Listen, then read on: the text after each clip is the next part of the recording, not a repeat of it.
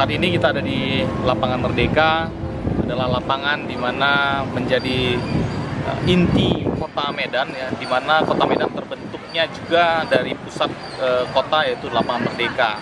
Dan saat ini kita bisa melihat bahwa Lapangan Merdeka sampai hari ini pun diminati oleh masyarakat. Di beberapa hal memang harus perlu difikirkan kembali tentang penataan Lapangan Merdeka, di mana kita bisa melihat bahwa pelataran Lapangan Merdeka ini terjadi penurunan kualitas, ya.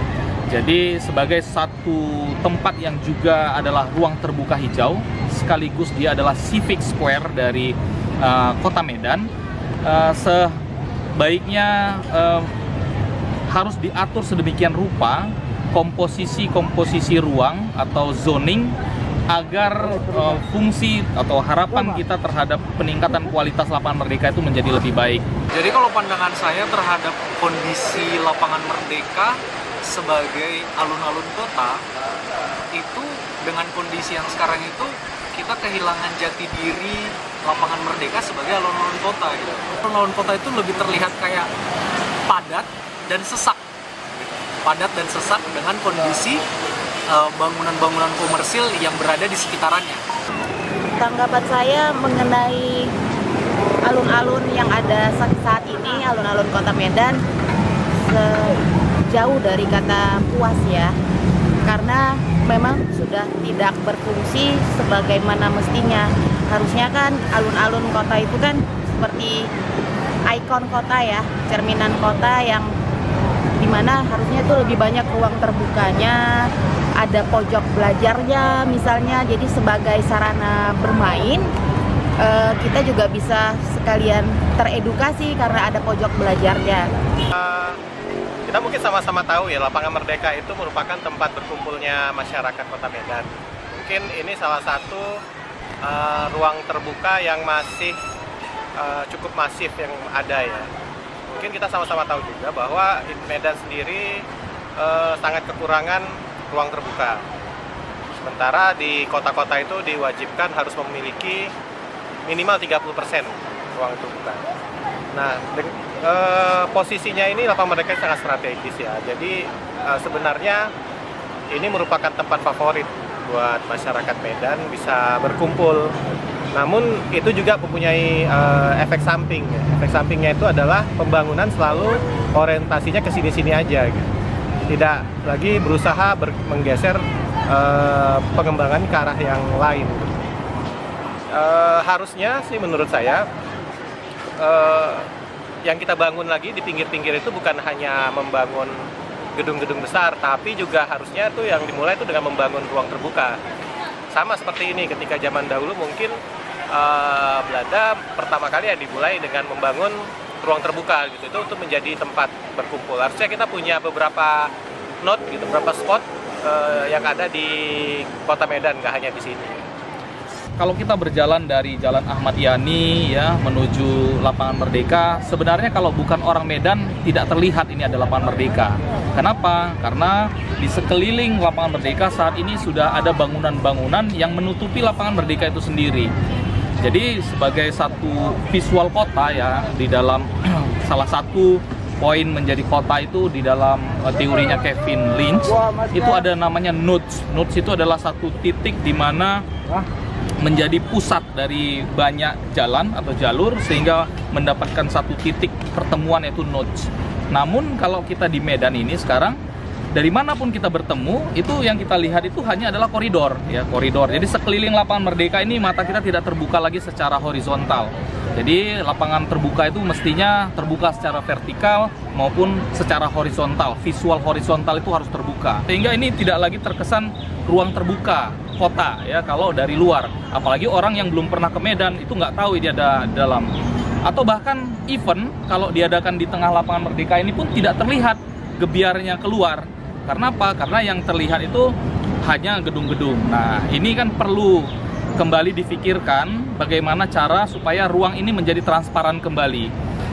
Ruang ini menjadi ruang terbuka kembali, ya. Kembalikanlah posisi-posisi yang meningkatkan harkat dan martabat dari Civic Square, ya, di mana di sini dulu disampaikan kemerdekaan Indonesia oleh Bapak Muhammad Hasan, ya, tubuhnya di sana.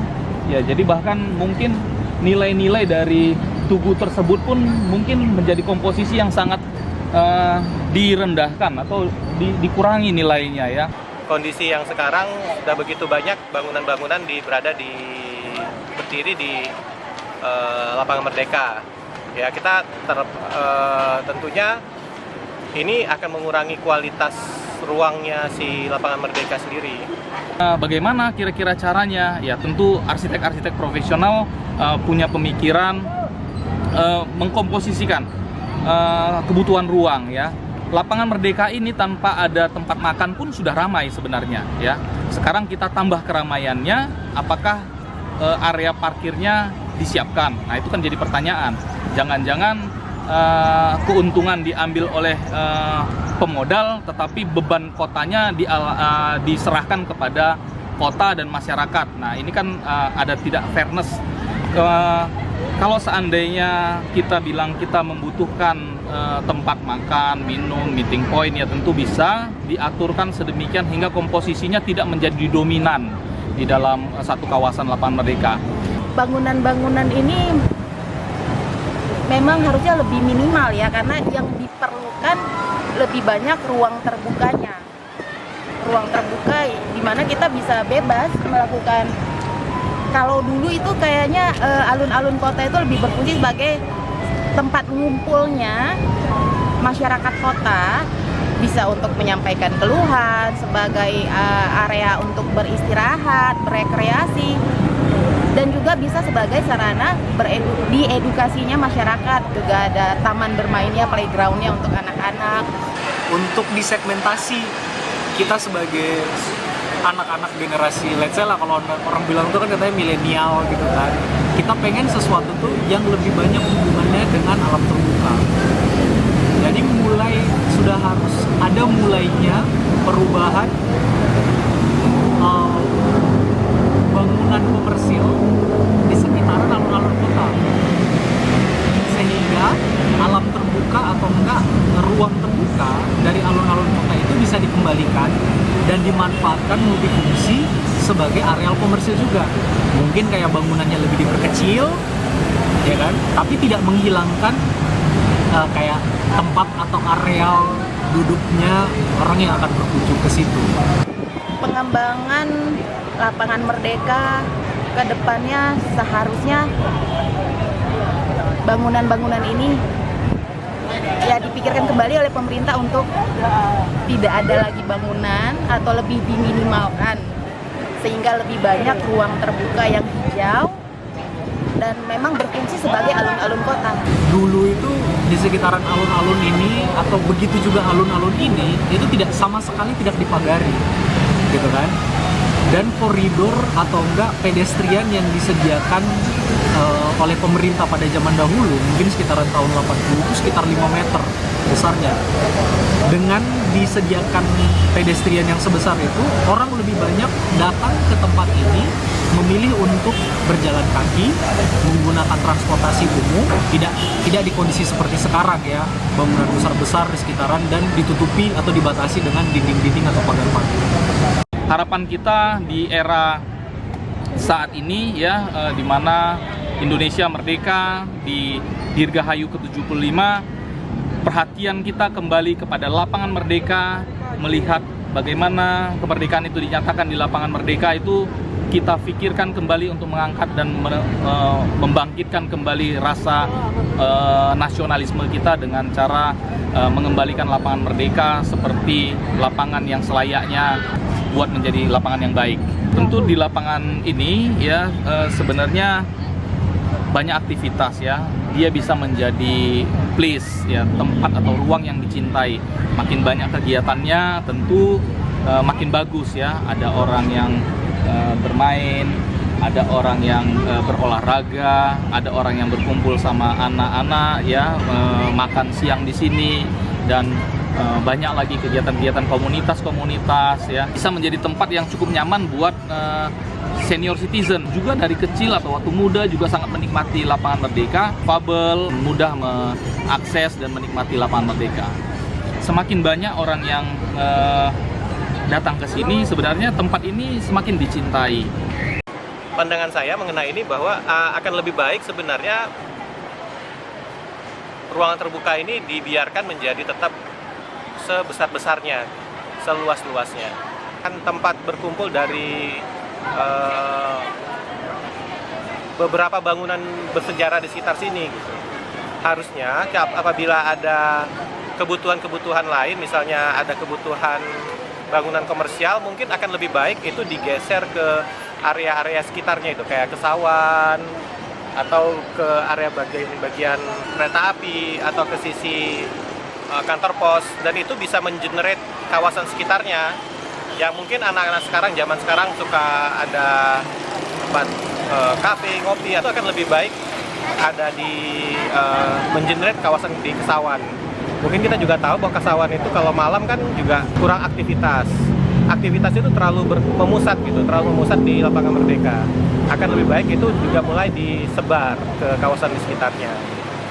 Sehingga bukan hanya yang dipikirkan itu bukan hanya Lapangan Merdeka, tapi juga Lapangan Merdeka ini menjadi episentrumnya gitu, untuk berpengaruh kepada lingkungan di sekitarnya yang lebih luas.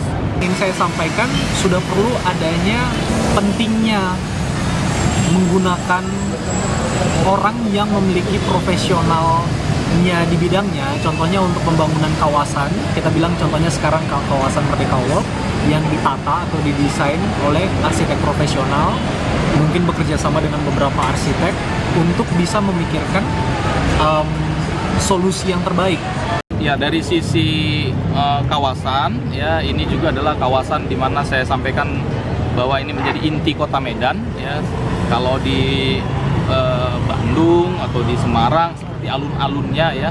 Jadi memang bagaimana townscape atau wajah kota di sekitar sini juga tetap ada guidelines harusnya, sehingga kawasan ini menjadi kawasan yang heritage itu tetap terjaga.